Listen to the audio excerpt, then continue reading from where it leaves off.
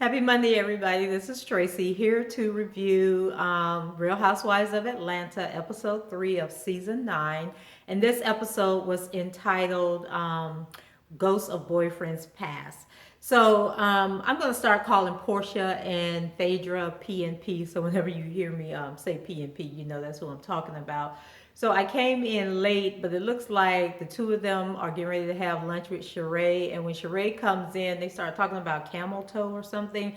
And so I wasn't sure if camel toe was on the menu or if they were referring to camel toe as in when the crotch of your jeans or pants or leggings or whatever are cutting up between the lips of your vagina. So they were saying that this was a new trend, and I'm just praying that it is not a new trend because I'm already having a tough time dealing with, women thinking that it's okay, and, and myself included, because, my girls don't sit up as high as they used to. But women thinking that it's okay to be wearing these low cut, revealing tops, and their boobs are like hanging down, almost to their navel. And so, last thing we need to do is have that going on, plus them having on bottoms that are cutting up and showing the imprint of their vagina. So, please tell me that that is not what they were talking about, and that the camel toe they mentioned is something that was on the menu. So then they get to talking, and then Phaedra mentioned something about Kenya, and when they were talking, and something about a little bit of dick, and so they were trying to be funny, saying does Matt have a little one, or is Kenya now happy because she actually is having sex again? But either way, they are so stupid at times. But I kind of like the lightheartedness of some of their interactions on this season so far. So then the conversation goes back to Kenya and Sheree's house, and Phaedra mentions that Kenya said that she is living in her house, and Portia is like, there's no way that Kenya could be living in that house, and it's not finished. And then she says, so are they having sex in hazmat suits? And I'm just like, y'all need to stop with the house, okay? Leave Kenya alone. If she wants to live in that house like that, then more power to her. And now that she has Matt back in her life, at least he's there to protect her, if something wanders in, through an unfinished window or wall or something. So then the shot goes to Kenya and Matt, and they're working out together. And she seems happy. They both seem happy to be back together. And I think she said that it's been going on 2 weeks now, and they haven't had any issues. And so as they're talking, Kenya, she brings up about the house and the argument that she had with Sheree. And Matt lets her know that he wants her to go to his family reunion in Cincinnati, and that he wants to drive to the reunion because it will give them the opportunity to bond together. So we have Kandi, Todd, Ace, and Kwame. And I think last week I said I thought Kwame's name was Rodney. So y'all know how I am with the names, but it is Kwame. And Miss Karma is back in the show. And you know what? Mama Joyce used to call her Karma all the time. But is the girl named Karma, or is it really Carmen? But anyway, they were back. And so they're sitting around talking and carrying on. And then some Jamaican chick walks in by the name of Chris Kelly. And everybody's looking like, okay, who is this? Who opened the door? Who invited her? Why is this chick here? And it's just really a lot of tension in the room. And so we find out that Chris Kelly is the girlfriend of Riley's father. Riley is Candy's daughter, and his name is Block, and I guess he's in the music industry, and the Chris Kelly girl is a singer. But Chris has been trying to bridge the relationship between Riley and her dad, and I guess it's really bothering her that they don't have a relationship together. And so she's there to talk to Kandi and see if they can come to some sort of resolution. So while Kandi and Chris are, in her office talking, the rest of the crew, they're out there, doing what they do, meddling in Candy's life. And then Todd, Todd is sitting out there with them and sharing information. And I guess this is what it's like to employ your friends, and so there's no boundaries between the work relationship and the friendship relationship.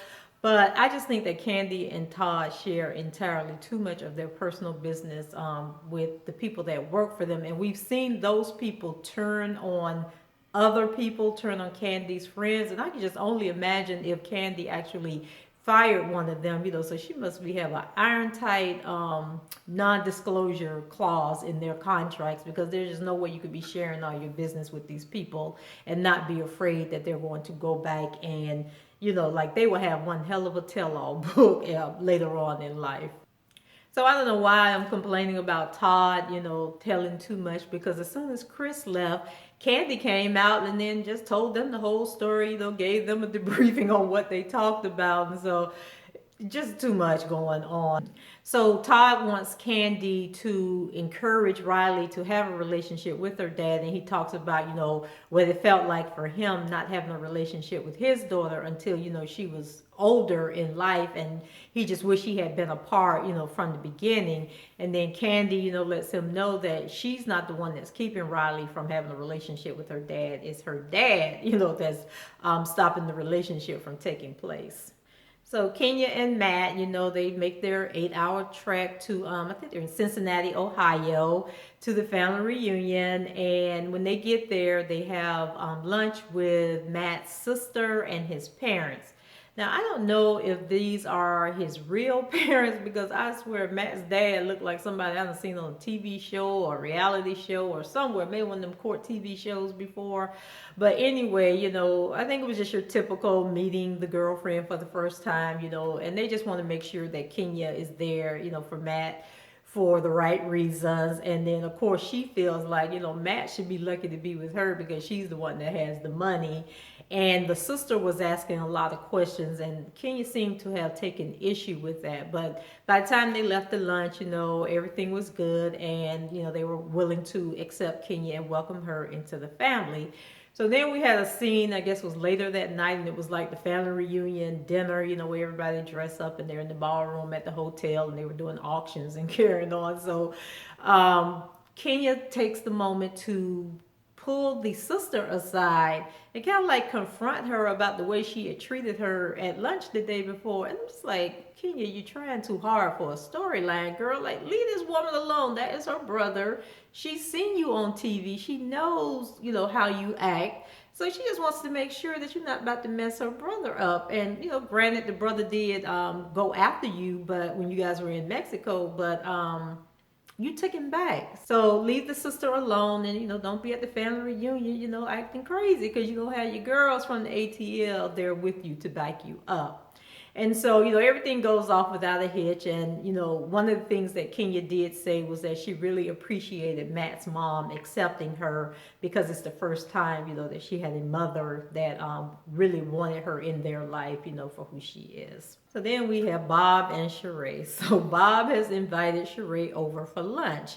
So Sheree thinks that she's about to get some food, but what Bob is offering her is some I think he called it relationship bliss smoothie or some craziness, but he told her, if she drink that smoothie, she'll be happy and she'll remember the happier times when they were together. So Sheree takes a sip of that smoothie, and it wasn't tasting too good by the way she frowned up. But basically, Bob wants another chance with Sheree, and he even goes so far as to ask Sheree, can he move into Chateau Sheree with her? And I'm thinking, boy, is you out your damn mind. Like, seriously?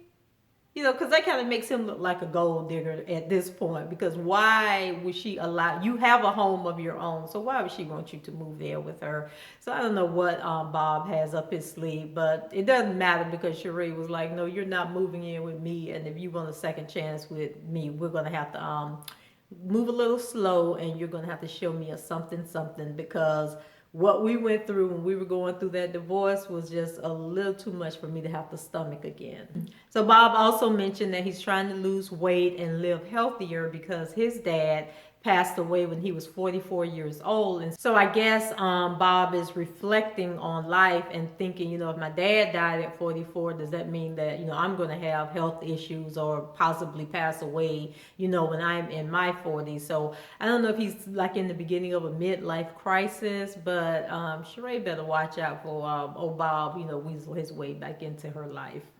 So then P and P, they meet to work out together, and Portia tells Phaedra that she has reconnected with an ex-boyfriend. I think she said his name was Todd, and that he works as a lobbyist in Washington D.C.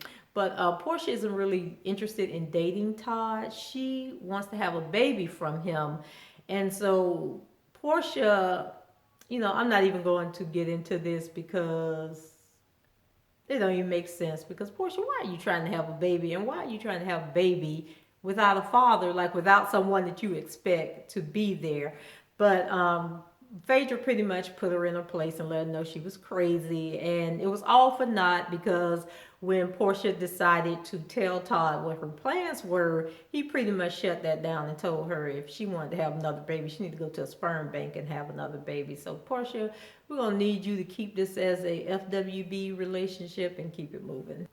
So we have a scene with Kandi and Riley, and they're getting ready to go somewhere. And, I think that Riley is a really beautiful girl, and I just don't understand why she has all that weave in her hair. And I know that Kandi, has talked about it before, about people talking about that they thought Riley was too young to have all that going on. And it probably wouldn't have bothered me. Well, it does bother me when young girls are just doing things that adults should be doing. But now she has like the blonde in her hair, and I just think it makes her look a little bit older than 13. I guess I'm used to 13-year-olds, still having ponytails. But I know times are changing.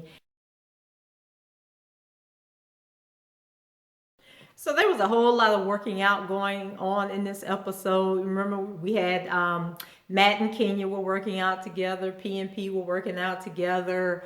There was a scene where Portia and the new guy Todd were working out together. Well, now we have Kandi and Sheree working out together. And so these two are at the gym, and they get on the subject of Riley and her dad. And it was a very emotional scene because Kandi is sharing about Chris Kelly, coming to the candy factory to talk about trying to mend that relationship again. And she's sharing some things with Sheree, that she's gone through with Riley's dad. His name is Block. And so, she gets really emotional, and I can understand how, Sheree is feeling, because if a man put my child through all of that, we would be about ready to fight.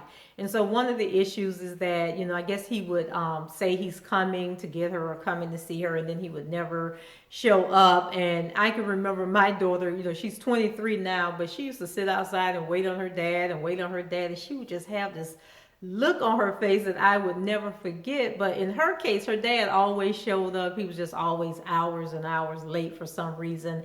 And even now, when she needs him, she'll sit there and look out the window, waiting for him to come. And so I just know how that look made me feel, even though I knew he was coming. I can't even imagine if he didn't show up. I think me and him would be fighting and carrying on. But Sheree lets Kandi know that she should do whatever she can to mend that relationship. Because it's really important for, particularly girls to have their fathers in their lives. But Kandi is very emotional, so I think that there's a lot going on that she's probably not talking about on the show. And then she tells the story about she had written a song about her stepdad, and Riley heard the song, and how Riley was like, why can't my dad be like that? And I just think every girl wants to have her father in her life. And so as this conversation is going on at the gym, there's another conversation going on. I think they were at a music studio or something, but Candy's friend Lena that we met at Kenya's housewarming party, somehow she ends up with Chris Kelly and Block. And so he's giving his side of the story about what's going on between him and Riley. And of course, his story is way different from Candy's story. But I just thought, okay, if Lena is really Candy's friend, why is she even with this guy and his girlfriend? Like, well, are they friends also? So it just seems like that's going to get really, really messy down the road. Oh, and one thing I forgot to mention, Kandi told Sheree that Portia used to date Riley's dad. Okay. So, you guys, let me know what you think. Should Candy force Riley to meet with her dad if he actually came to his senses and sincerely wanted to have a relationship with her? You know, have any of you ever gone through a situation where you had to pretty much force the dad to be a part of your child's life? And so that's all I have for this episode. You know, leave your comments below and don't forget to rate the video. And if you haven't done so already, please subscribe to the channel. And until next time, and oh, I have my review for Sweetie Pies and Married to Medicine up, and I'll be doing Insecure later on today. So take care, beautiful people. Bye bye.